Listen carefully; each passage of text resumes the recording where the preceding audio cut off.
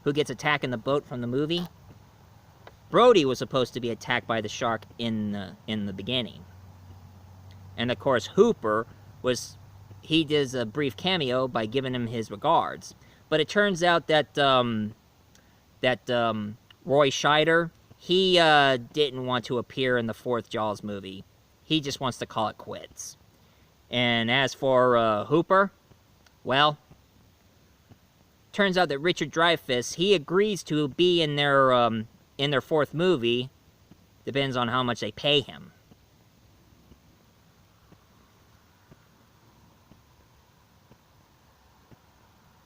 What a greedy a-hole. Oh yeah, and I do have one huge problem I have with the movie here. Do you know in the TV series, the intro had a narrator in the beginning? In the TV?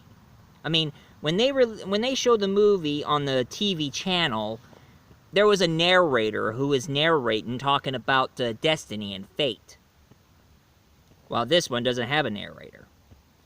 And the biggest problem of all was the ending of the movie. In this movie, at the end, Mrs. Brody was controlling the boat, and it was aiming toward the shark, where Michael Caine says, "Ellen, turn about! He's gonna hit it! Pull out!" And Brody is imagining Chief Brody with a gun saying, "Smar, you son of a bee!"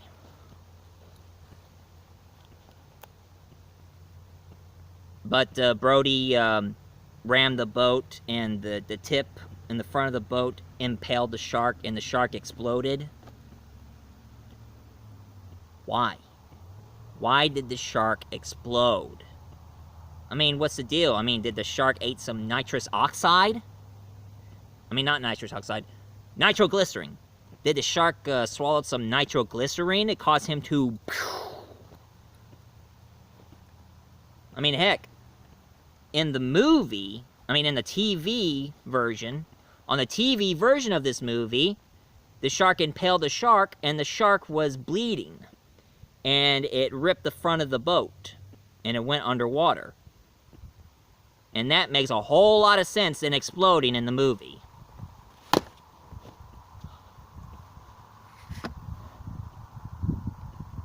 And one thing I gotta say, since I am Michael Caine, who put that bloody shark over there? Right? And don't get me started on those other movies I heard of.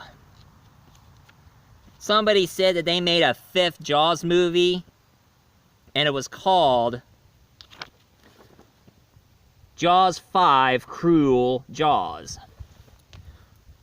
But what it was just a ripoff. It's not a sequel. It's not even a sequel at all. It's just a freaking ripoff. It had none of the Brodies. It had none of the Hoopers. Not even a Quince. And even some of the scene with the shark in that movie was taken from another shark movie called The Last Shark, a.k.a. The Great White. And this one was an Italian-American movie, and it was more of a copycat to Jaws, with a couple of American actors in it. And everybody remembered the joke from Back from the Future, Part 2, in 2015. There was this movie, Jaws 19 by Max Spielberg. This time, it's really, really personal. Shark still looks fake.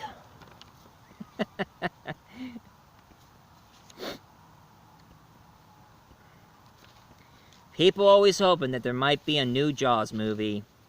But if you ask me, fat chance. And of course, everybody knows about the certain movies that they made. Something is supposed to be competing against Jaws. Like there is Beast about the giant squid. And of course, the legendary Roger Corman made his version of Jaws, except it doesn't involve a shark. It involves piranha.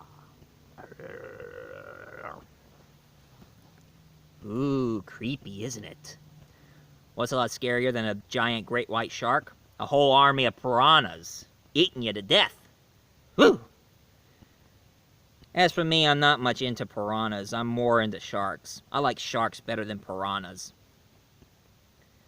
But of course, I heard everybody been making sequels, like they made Piranha 2, and then a remake of Piranha and Piranha 3D with Richard Dreyfuss doing a cameo.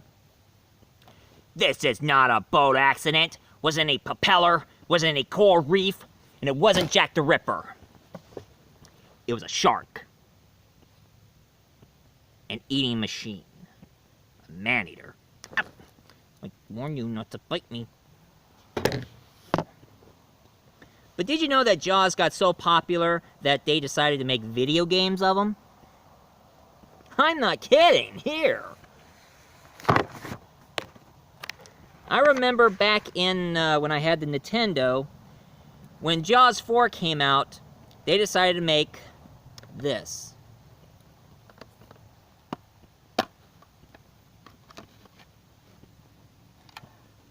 Jaws, the Nintendo game. Yeah, I got the game. This time, there's no escape. And it's more like the fourth movie, except they copied the same ending from the original ending of Jaws' Revenge. The one when the boat stabbed the shark and not explode. Jay just... And that was pretty much it. In this game, all you gotta do is just shoot a bunch of stingrays and jellyfish in order to collect shells, in order for you to take down the shark. And you do kill a couple of great white sharks, normal great white sharks, so you could fly your airplane and land bombs on jellyfishes. And that's all you gotta do in this game. And then I remember when PlayStation 2 came out, they made this video game for PlayStation 2 and Xbox. And it was Jaws Unleash. In this game, you play the shark, and you're trying to go after the last descendant of the Brody family. And you try to destroy an aquarium while this stubborn mayor, he's trying to keep this whole thing a hush-hush. Being stubborn and stupid.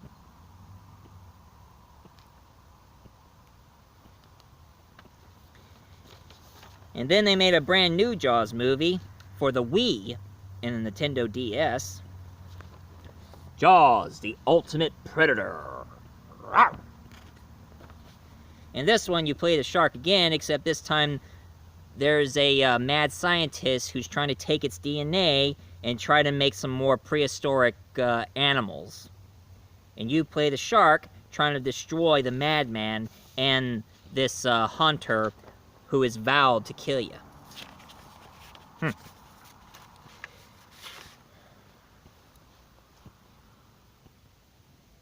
You all know me, no island living. I'd catch that bird for you, but it ain't gonna be easy. Not easier than catching bluegills or tommycocks. Bad fish. Swallow you whole. $10,000 for me by myself. I don't want to give it a head, the tail, the whole darn thing. Like I say, only one way to catch this shark, Chief. I better get a bigger boat. Sometimes the sharks go away.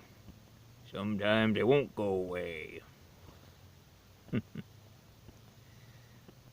I love my pet.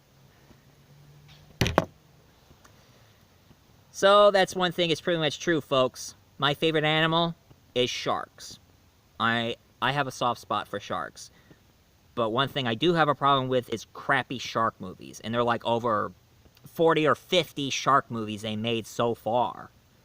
And now with Meg, I don't know if this movie's going to be good or bad. So, who knows?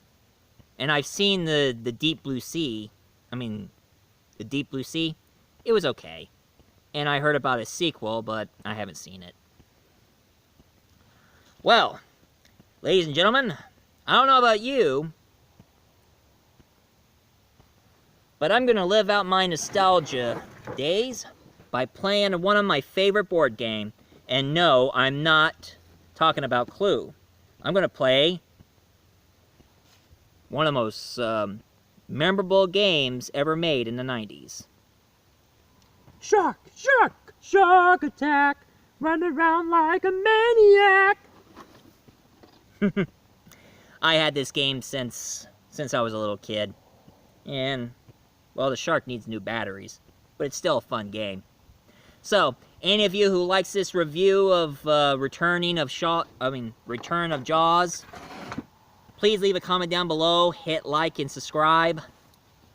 And as for me, I got something planned for January. So, see you soon.